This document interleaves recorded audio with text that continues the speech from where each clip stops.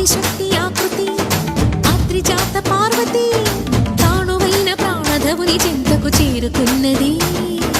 భవుని భువికి తరలించేలా ధరణి దివిని తలపించేలా రసతరంగిణి లీలా ఎదని నృత్యరతులు చేయగలిగే వేళ భరత వేదముగా నిరత నాట్యముగా కదిలిన పదమిది ఈశా.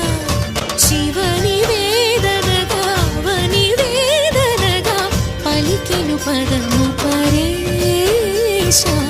జంగమ సావర గంగాచిత శిర